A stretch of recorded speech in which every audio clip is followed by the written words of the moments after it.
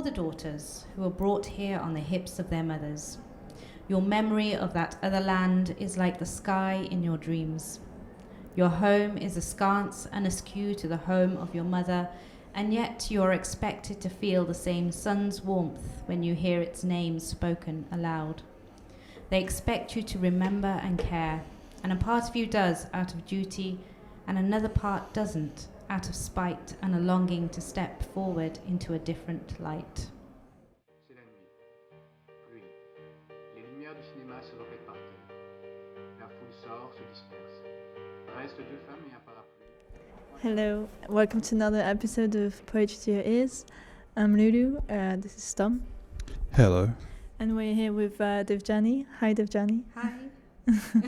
I'm going to read your bio at the back of your book. Devjani is a writer and teacher of Indian origin who currently lives in a small town called Rugby in the UK. She has most recently been published by Sunday Mornings at the River in their African Voices anthology, A Womb with a Heart That Beats All Over the World, and Honey Guide Literary Magazine. She has been a Fawn Press mentee and is completing her MA in creative writing at the University of Birmingham. Her novel Mirrors was published by Harlan House in December 2019, and she is currently on her second novel, documenting the lives of 3 women affected by the riots of East Pakistan in the 60s. We're so happy to have you here today. This is at the back of your book for the daughters brought here on the back of their mothers, published by Fawn Press. Carried here on the hips of yeah. Oh. You really love this book, right? I do really love this. Tell us all about how much you loved it. I really loved it because it's got such a narration of it, and you've got such empathy, I find, for every generation. So it's across 3 generations, right? The granddaughters, the mothers, so also the grandmothers, daughters, granddaughters. I confused everything, yeah. And I just find that it's almost like you were each person, you know? Even if you can't be all of them in your personal life, you really had that essence. So was it difficult changing the voice that you were writing in? Actually, it wasn't difficult. I think I've spent all my life observing my mother and my grandmother.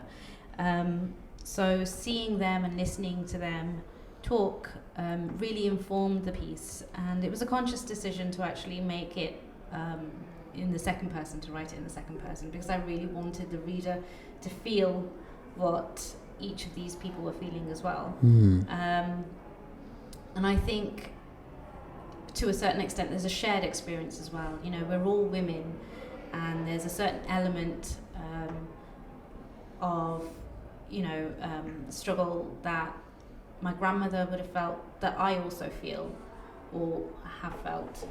The same with my mother as well. So it's it wasn't, to answer your question, it wasn't that difficult, but it was, I thought, important to lay it out there for the reader in explicit terms, really. Yeah. And so you started being more of a prose writer and writing a novel. What attracted you to writing poetry? So I've always liked writing poetry, but I've always thought that my poetry wasn't actually good enough to publish or for other people to really see. We went to India. We lived in India for about 3 years, and in that time I was able to kind of switch my identity up a little bit. I'm a teacher by profession, and we got to India and I didn't really know who I was anymore because I wasn't teaching. And the option was, yes, I could try and find a job in a school in India, but I didn't quite feel comfortable in the educational settings in India, and I didn't really agree with the ethos always. You know, they're very results driven, and it's all about achievement and not necessarily holistic in a lot of schools. I'm not saying every school. So it was something that I couldn't really get to terms with. And it was actually my husband's idea when he said, you know, maybe you should start writing because that's something that you've always wanted to do. So I started up a blog and I wrote mainly prose. I wrote sort of, I suppose, what's called now creative non-fiction. I didn't know what it was called then. But, you know, experiences in the most lyrical way I could find. And, you know, scattered in there would be some poetry. Eventually, though, I got a job for a pretty big magazine at the time. They're not around anymore. It was called Kindle Mag. And they actually gave me the opportunity to write. And I learnt with some amazing people. Preeta Kedriwal was the editor-in-chief there. She's an amazing poet herself, actually. And so she looked over my poems and kind of guided me in certain aspects. And I was published in their anthology that they brought out, alongside some amazing poets, including Tishani Doshi and Gulzar, who's a very, very famous legend in India. So it was a big deal for me. So it's an Indian-based magazine? Yeah, it was based out of Calcutta or Kolkata in India, but they had readership all over the world. It was online. They did have a print version, but they stopped going into print because it was not as lucrative as it once was. So it was mainly online. So we had writers from all over the world at the time, which was really amazing. We had so many, I can't really think off the top of my head, but Noam Chomsky was one of them, Arundhati Roy, so lots of people. Yeah, so you grew up in the UK? Yes. And you lived in India for 3 years, then you said. What would you say inspired your writing about the experience of migration from India to the UK? So, as a daughter of a family who has gone through the whole migration experience, it is very much at the forefront of everything. From the language we speak to the food we eat to the interactions that we have with the people around us. And I think so many people of my generation will write about it because I'm not saying that you can ignore it, but I feel like a lot of the time it can be forgotten about. So I can be spoken to as if I was a white person. You know, the other day I was spoken to by a fellow dog walker. I love walking my dog in our sort of like backyard, well, very close to our backyard, I suppose. We've got these woods and country roads, and very often I'll bump into other dog walkers and we'll stand and have a chat in the most English way possible. It's really lovely. But one of these people actually started talking about how terrible these refugees were, who'd moved into the hotel in our sort of local area.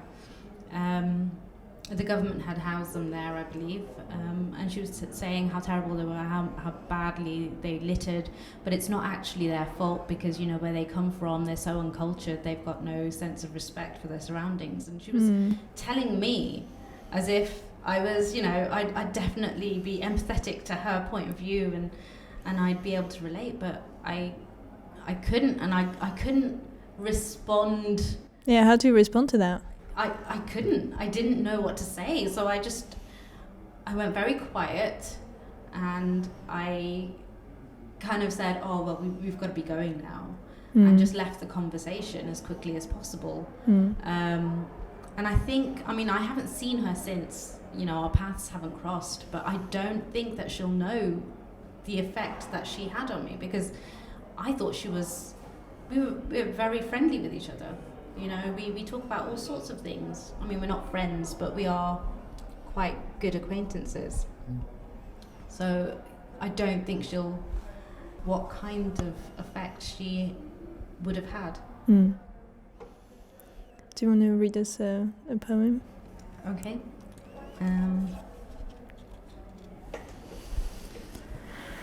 So I'll read you a poem that I haven't read in any of the open mics. It's called No Irish, No Blacks, No Dogs.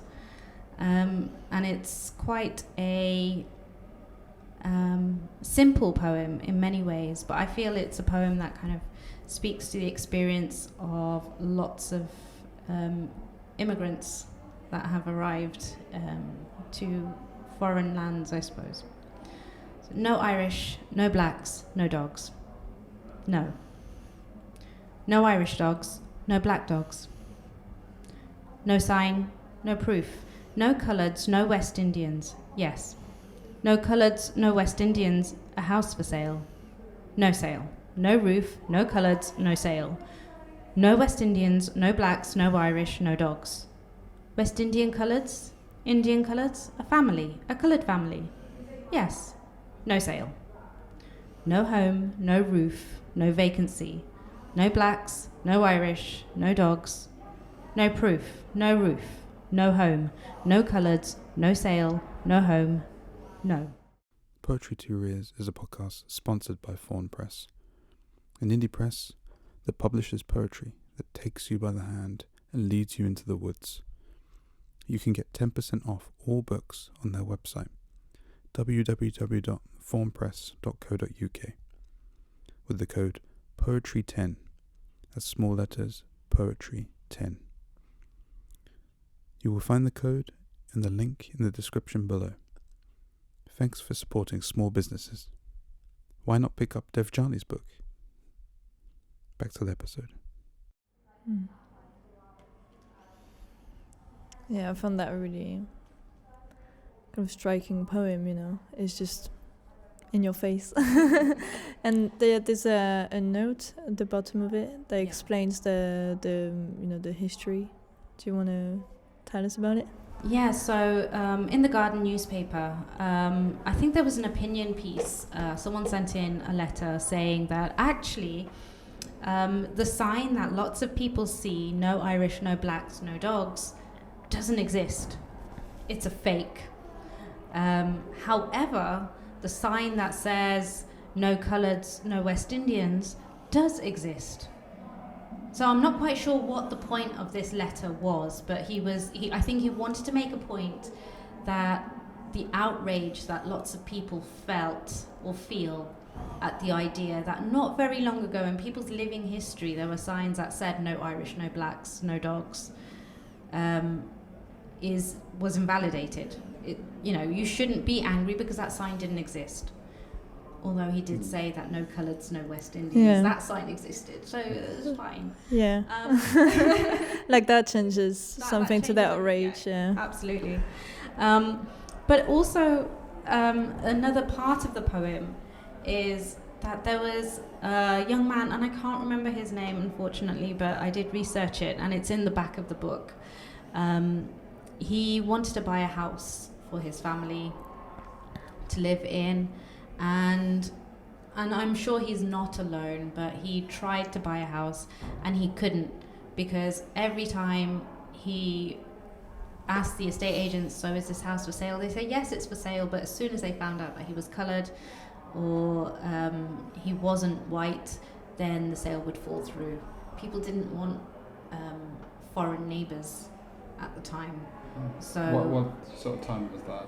I think it was in the 60s actually. Yeah.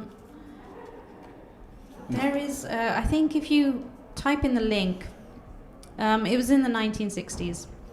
You'll find the actual story that I've cited. So definitely in people's living history. Yeah. Which is quite shocking for me, thinking that, that could have been my grandfather. It was definitely my grandfather's time. He might have had to struggle looking for housing. Luckily, he found housing in a place which was quite welcoming. I mean, we come from Coventry, a very, very multicultural city, which needed a labour force, which is why, a lot of immigrants came at the time. They were offered jobs, and they're offered a place to set up a new home. So that was one of the reasons why, so many migrants came at the time. I feel like the 60s usually come up in your work, isn't it? Yeah, so definitely the first section is very much the 1960s. Yeah. How do you do the research then? Is it, between your family's history and the experiences of your grandmother, like people around you, and just the general cultural history, maybe reading books or stuff like that? Yeah, so at the time, so 1947 was the partition in India, which basically split India up into two different countries, Pakistan and India. That happened, and so all the Muslims kind of went to Pakistan. They were supposed to go to Pakistan, and all the Hindus were supposed to go to India. However, because this decision was made very quickly, no one was really sure that this was actually going to happen. The preparation was really bad, and the planning was awful and non-existent. Hence why so many people were still migrating well into the 60s. Actually, they were still moving. And so many people decided not to move as well. And for a long time, that was absolutely fine. But when division's kind of put into your heart, I suppose, things like that can really affect you. So a lot of my research is from the 1947 partition. But I also found information about the 1964 riots which happened. And speaking to people, I found newspaper archives on that. My grandmother said there were riots when she decided to move, which it was like a catalyst for her to move. So she was left on the Muslim side of the border, I suppose, which later on would become Bangladesh, but was East Pakistan at the time. So her husband left, so my grandfather left and said, look, I'm going to go and find work in the UK. I've got a work voucher, I can do this, and you'll come when I've set everything up. But unfortunately, it was a hasty kind of exit for her because the riots kind of hit and she didn't want to put her family in any more danger, so she had to move as quickly as possible and get across to the border to India. It was something that it wasn't planned as well as it could have been because of the violence that she faced. So again, a lot of research. So that was newspaper archives that I'd read about this riot that happened, which it didn't go on for very long, this particular riot that happened in 1964. But from what I understand, there were always riots, there were always curfews, there was always a threat of violence. So it may not have been just one incident that incited the move. But what I also I looked online and kind of looked at the crossings as well that she described, and I went on Google Maps and kind of had to look and see which bit makes sense, which bit is the shallowest bit of the river that you could cross from here to there. Yeah, you went on a real journey. Yeah, absolutely. It was almost like a little bit of a rabbit hole. And, so her stories were there. And then I posted an image on Facebook, and my uncle wrote underneath, I remember that crossing. I was on the shoulders of my older brother. So there's the first image there that comes. Yeah, so that's one of the first poems actually. And it's harrowing to know that these people have been through such a scary experience. Thinking about it from my point of view, if I had to take my children, and she was carrying young children with her at the time, if I had to do that in the dark by myself, I don't know how I would cope. Mm. And my grandmother's always been a really, really strong woman. I've never seen her cry. I've only seen her quite stony-faced. When I was a child, I thought she didn't love me. She wasn't like the grandmother image that I kind of saw, on television or other people's grandparents. She did not seem a very affectionate or a loving person. And I understand now that's because of all the loss that she had to go throughout her lifetime. Yeah, I definitely think there's a generational gap in how to talk about trauma. Yes. And grandparents, like that generation, they definitely have that.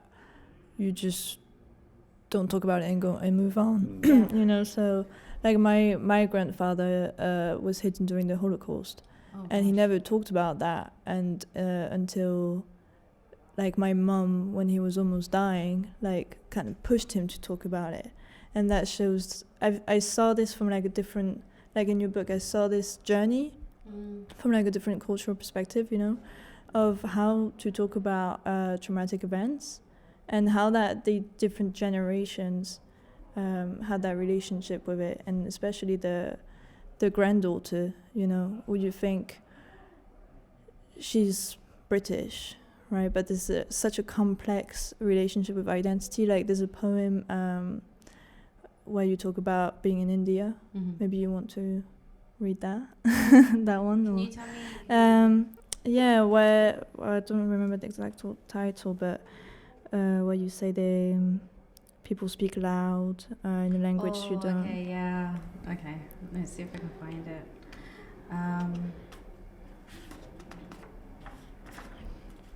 You're at a party? Yeah. Yeah. Yeah. So you are at a party. The people around you are talking loudly. They always talk loudly. It is in the nature of the language they speak. You speak or don't speak, because every time you try, the words leave your mouth like misshapen beasts, mutated, three-legged and mangled with an English accent. It is better for you to reply with words that are a different species altogether. No mutation here. I'm working part-time, you say, and the words are like pedigree, KC-registered, purebred hounds, perfectly formed and behaving in exactly the way they are expected to. But the elders in the room look disappointed. Not with your working part-time, they'll forget that soon enough, but that the words that you speak are not like theirs. Birds that screech and squawk and fly free around the room, landing wherever they need to. It is far better for you to stay quiet and let your words wait their turn. I love that. Words, birds that screech and squawk and fly free. There's the alliteration is que, the fleur. You can see maybe the prose writing in it. Yeah, definitely. I think we were talking earlier, weren't we? Yeah. Yeah, I wanted to pick up a little bit about what you're saying about writing in the second person for your poetry. Mm-hmm. Is that what does poetry allow you to do differently from prose? How does that allow you to express yourself in a different way? That's a really good question. Like, I can write a whole pamphlet in second person if I want to, which is a very difficult literary device to use. Yeah, could you explain for our audience what writing in second person is? So a lot of the poems, they begin with you. So for example, this poem, You Are at a Party. That's a really great way to hook a reader and to get them straight into the action, because they quite literally are the main character in your story. To carry that through a whole length of a novel is really tricky, and probably it may feel a little bit gimmicky as well. You've got to be able to justify that choice, I think. Yeah, I think in prose that's usually the thing, is that, like you say, it feels kind of gimmicky, doesn't it? But in I guess the shorter form, it feels like another instrument, another way of perspective of coming at it. Yeah. Absolutely, yeah. I mean, I can play with sentence structure as well, so I don't necessarily have to stick with the complete sentences. I have with this poem, I think I've been quite. Oh, actually, no, I haven't. I've started a sentence with not the elders in not with your working part-time. They'll forget that soon enough. That's a sentence by itself, which I suppose could have been edited differently, but it's a separate thought in my mind. So I've kept that with after a full stop.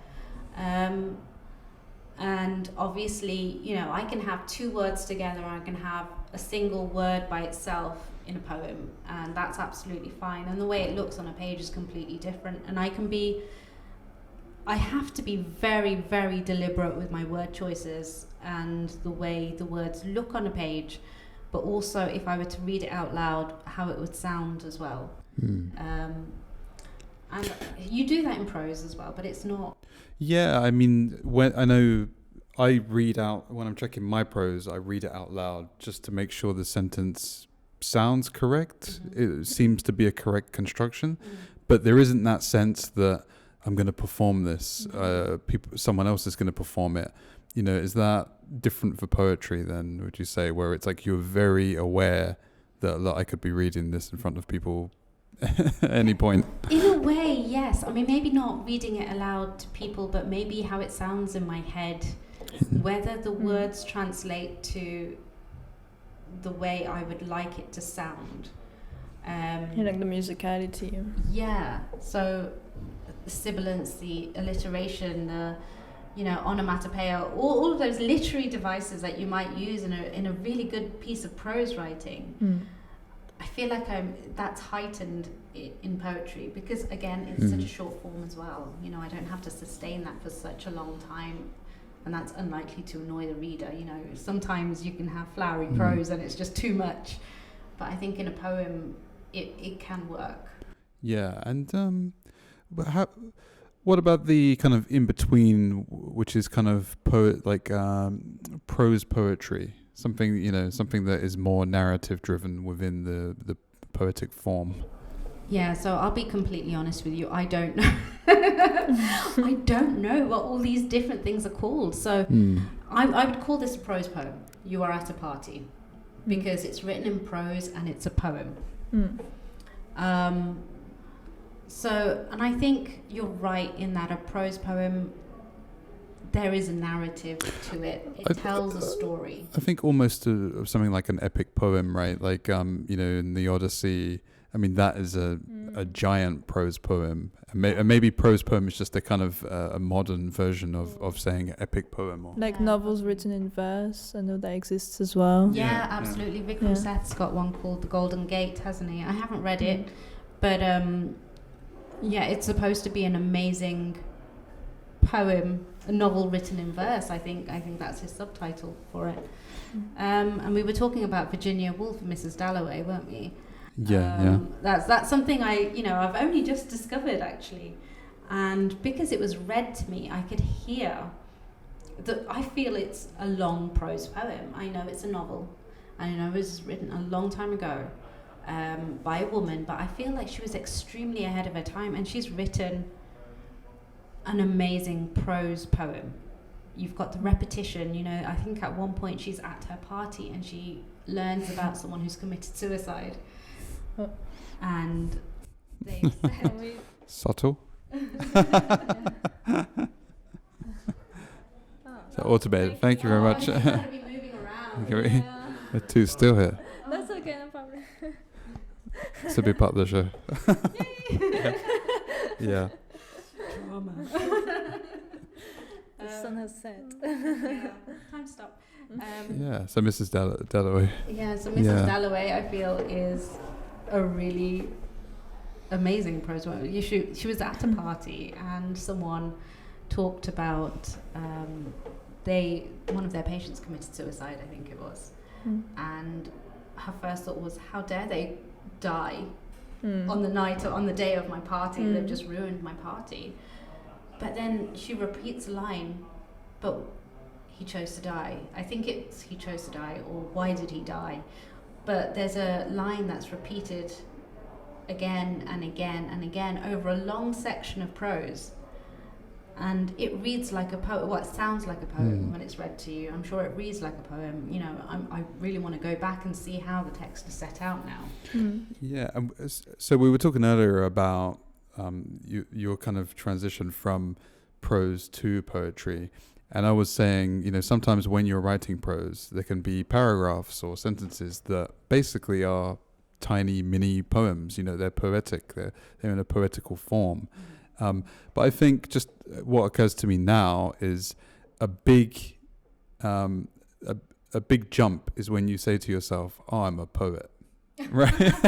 It's like maybe you dip your toe by writing your first poem. Maybe you've been writing poems all along. Yeah. But at what point did you say to yourself, "Oh, I'm a poet," or do you wait for someone to give you that title? I don't know. I tweeted it. Yeah. So. And was that a special day when you did that? I don't know what it was. I can't remember exactly what triggered it. I think it might have been after the launch of the pamphlet. So basically, I met Scarlett through the Fawn Press mentorship. Tell us more about that mentorship, because we don't know what it is. Okay, so basically, Fawn Press offered a mentorship program to any poets who, you know, wanted to learn a little bit more, have their poems looked at and, you know, edited and revised. And it had just come off the back of their anthology, which is a beautiful, gorgeous anthology called Elements. One of the most beautiful things you will hold in your hand. And I'd submitted to that, but I was unsuccessful. The anthology. To get into the anthology. But Scarlett contacted me and she said, "You know what, we really, really liked your poems. Unfortunately, there wasn't enough space. You know." I think it's something to understand when you take rejections, right? Yeah, absolutely. It's like, it doesn't always mean your work. People don't enjoy your work. Yeah. And that helps with taking rejections. That's it. And it was one of the first things that I'd submitted to as well, you know, and I polished and really looked at these poems very, very carefully. I asked my lecturer at university to kind of look at them. Oh, so you started your MA then? Or? Yes, I just started my MA, and our lecturer was very keen for us to submit. He said that it was very, you know, it's important. It's good practice. Submit. It will hone your craft. It will focus you. And at the time, I wasn't sure, but I really liked the theme of the anthology, which was nature, elements, magic, all of those things. And I think it's a theme that speaks to so many people. It's a very good theme, you know, for an anthology. It's very open. So I had a few poems that I thought were good enough for this anthology, and I sent them off, and they were rejected. And I was gutted by this point. I was ready to kind of put my poet pen away, hide it in a drawer and never come out again. No, I'm definitely a prose writer. I'm a novelist. I'm going to finish this novel. That's what I thought. Oh, the second one or the first one? The second one. No, okay. So then I suddenly got an email from Scarlett saying, you know, we really liked your poems. We really wish that there was space, but we'd like to offer you the mentorship. And I was like, you sure? Really? And, you know, she was adamant. And I think just having someone look at your poems and tweak them, I learned so much. It was a short time. We only looked at 4 or 5 poems, I think it was. In person or Zoom? Or Zoom, online, sort of backwards and forwards via email. And it was only over a short period of time. But it was so useful just to have, you know, a real poet, someone who knows what they're doing, an experienced person kind of look at your work and tell you how you could polish it even further. So, you know, if anyone's out there thinking about whether they should take up a mentorship they've been offered, do it. That's all. Just do it. Heya! I hope you're enjoying listening to this episode. This episode is sponsored by Write Bloody UK. They're an independent publisher that publishes bloody beautiful poetry books.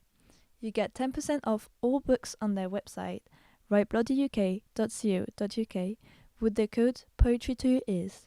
That's 10% off with the code Poetry to Your Ears on the website writeblocktheuk.co.uk. Hope you enjoy it. Yeah, so I want to read Dear Anoop, but some of the writing is crossed out. It's what's that, strike through? Yeah. Yeah. And so, I mean, first of all, like, why did you choose to use the strike through method? So basically, I wanted to convey how often immigrants write back to their families and not give them the whole truth. You know, they don't want to share the sadness. There's no need. You're thousands of miles away, and possibly the prospect of going back and seeing them again, it could be years before you can do that, before you can afford to do that. So yeah, I mean, I know for a fact that my own father used to write back to his parents and not give them the whole truth. So we're kind of getting a glimpse at your drafting process. It's an intimate look at the thoughts on the page there as well. Yeah, so it's literally two minds and two stories, I suppose. Yeah. One for, back home, everything's rosy, and one that's inside, actually, I hate it here. And Éloïse, you asked earlier about how would you read it out to show what's crossed out? I don't know what you said, but yeah. So my brother's an English teacher, and he teaches up to A-level English in secondary school. And I asked him, I said, so, I really like this poem, but if someone asked me to perform it, how would I perform it? And he said, well, the bits that are, with the strike through, they're the bits they're the sad bits. They're the bits that you want hidden, so you'd read them slowly, darkly, quietly. Yeah, like whispering. Yeah, almost whispering. Yeah, maybe. I mean, he didn't say whispering, but, that would be a good way to read it, I guess. And the bits that aren't, joyful, light, carefree, almost. You could brag, I suppose. Some of those sentences are sort of quite boastful. All right, let's do it. Okay. Dear Anoop. Is that Anoop? Yeah. Dear Anoop, I hope this letter finds you in good health. How is Shillong?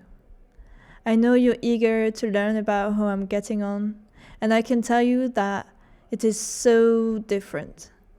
Here is a mirror to how things were back home, turned back to front and upside down. Here, the skies are grey almost every day, carrying a cold and gloom that weigh almost too much. A polished pewter, mysterious and substantial. And the cold is as refreshing as the nimbu pani we used to make.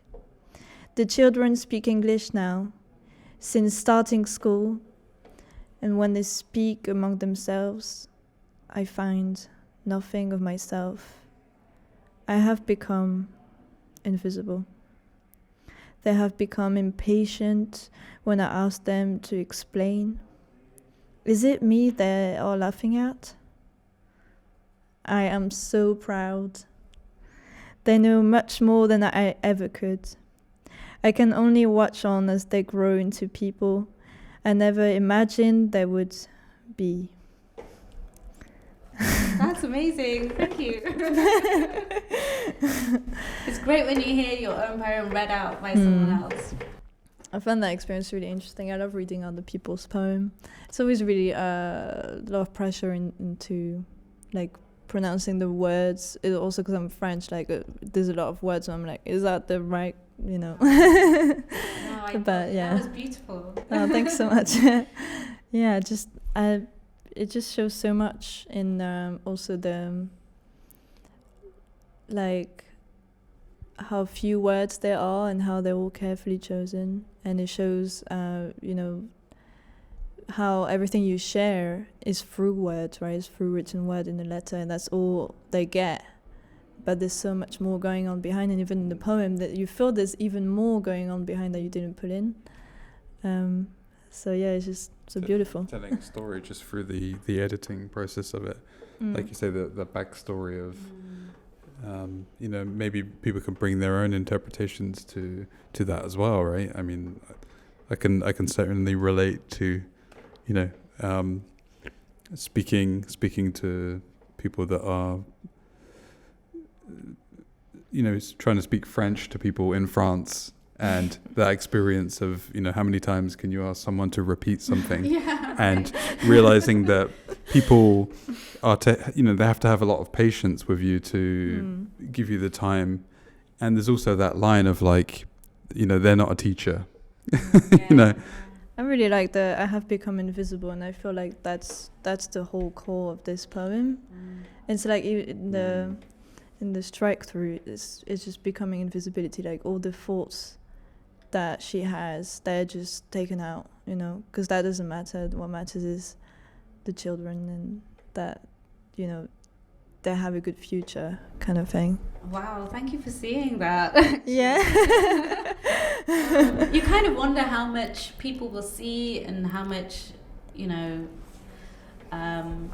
when you write a poem, lots of things might be going through your head, but you know, you kind of, it's not your poem anymore. It's someone else's. You know, you hear that so often. You write something down, and it's out in the world now. It's not your baby anymore. Yeah.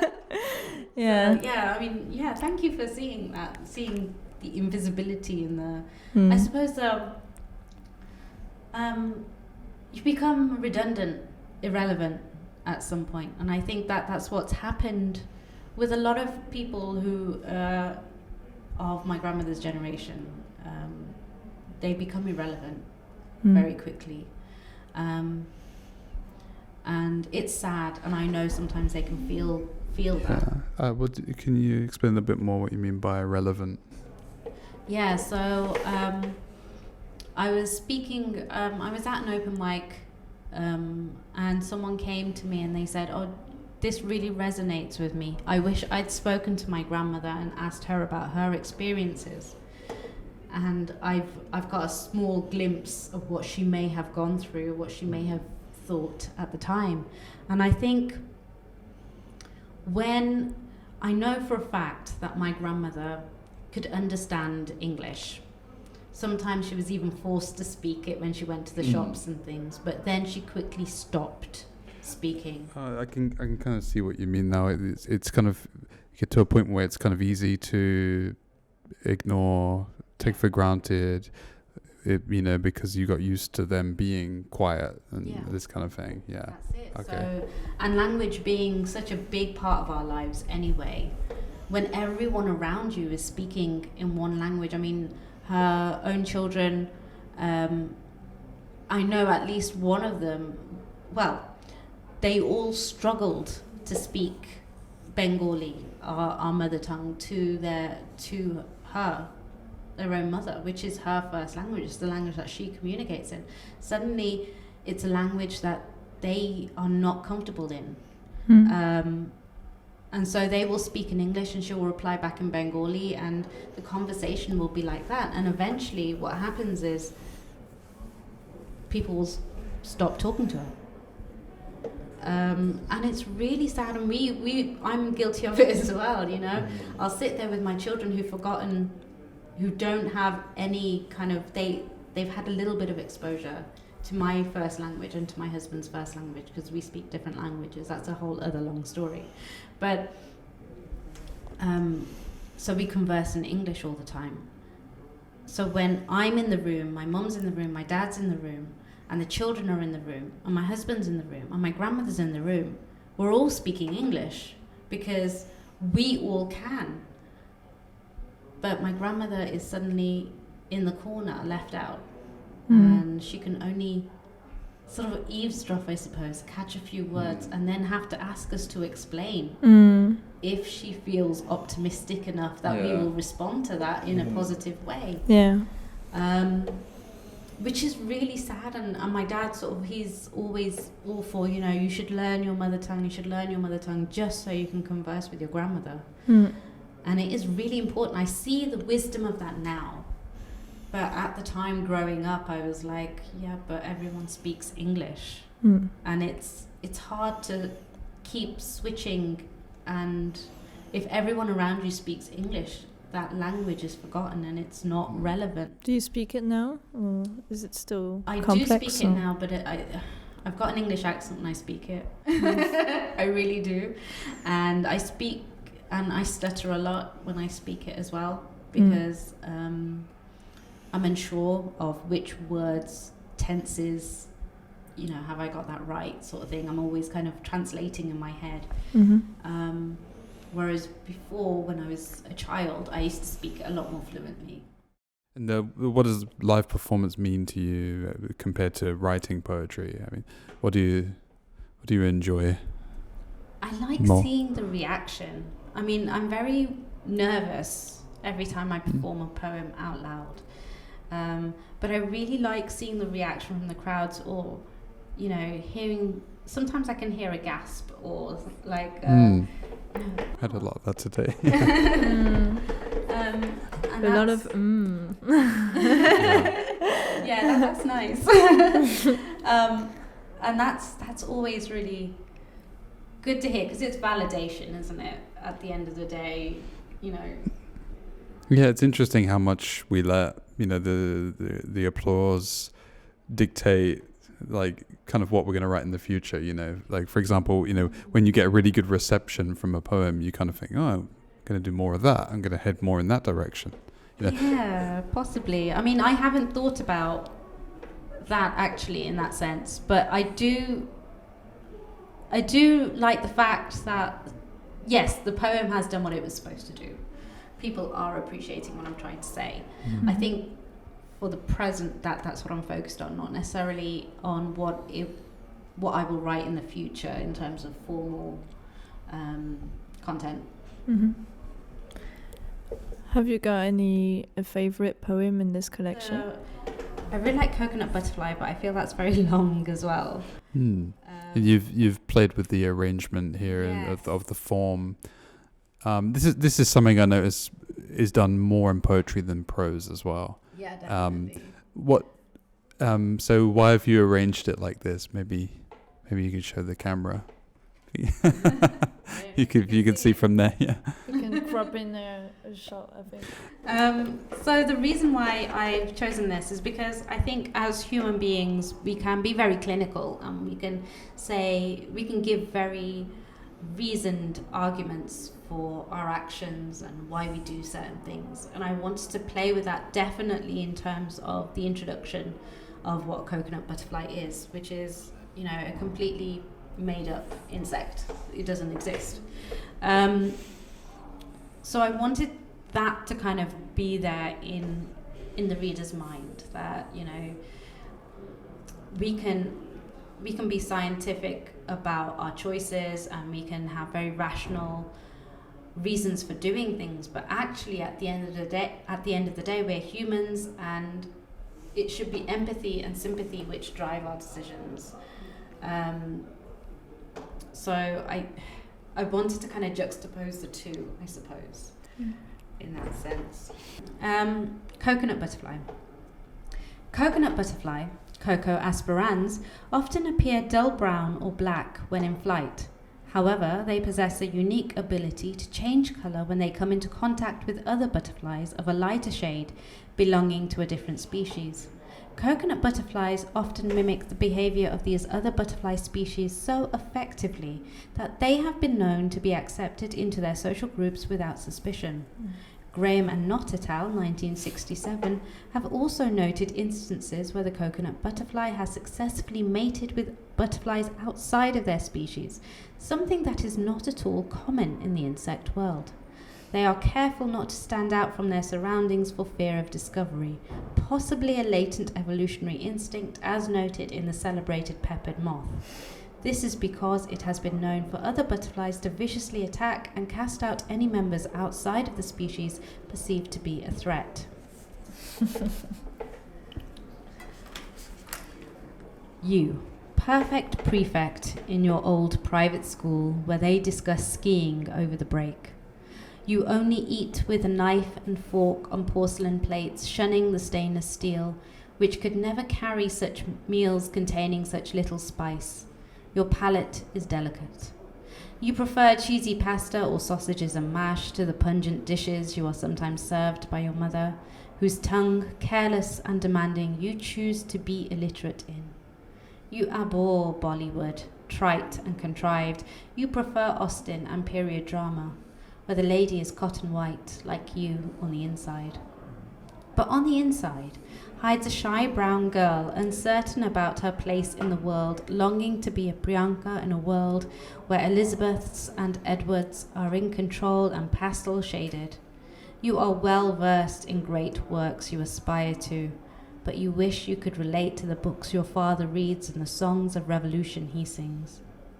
And you savor your mother's food, made with a saute of a certain spice blend, offered in perfect hillocks and mounds, only to be taken with your deft fingers. And you worry, were you ever really good enough to pass for what they wanted? This is great. I really love that. Yeah. Thank you. This really gives you an insight into some of your anxiety around that identity, and just it gives an insight, humanizing insight into, for someone like me, for example. And it's just interesting to see the juxtaposition of the different kind of cultural interests there. I'm interested when you say, you kind of wish you were interested in your dad's books. So what kind of books are they? Yeah, so a lot of Bengali novels. So he and lots of Bengali poetry as well. He was always reading growing up, and he would take us to the library. And like I said, Coventry is a very multicultural city. So there would be a Bengali section where he'd be able to read his Bengali newspapers, and he'd be able to find some Bengali books, and the librarian was absolutely amazing at the time. And she'd be able to bring in the books that he wanted. And subscribe to the newspapers that he wouldn't be able to find anywhere in the shops and things. So that was a real outlet for him, and I would see him being able to read it, and he'd tell me, there was one book in particular actually, a Taslima Nasreen book called, it's called Shame in English, but it was called Lodja in Bengali. And when he read it, it's quite a revolutionary book actually, in terms of, I think it talked a lot about abuse, and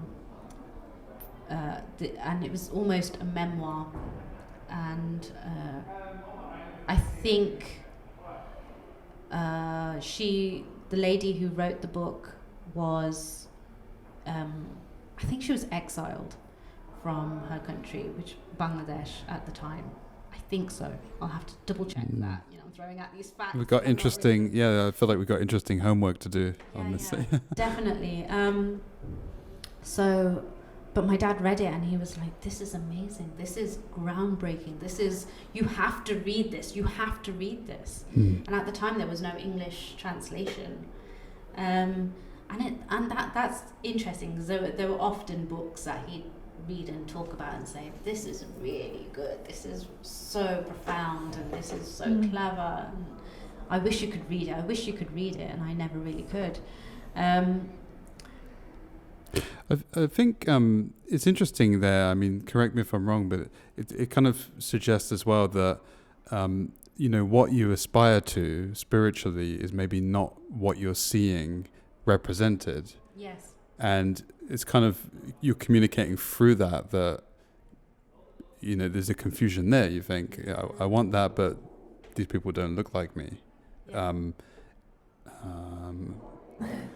And I just know, it's an interesting way that it's been communicated in the poem. It's not explicit. It's you kind of feel your way to that.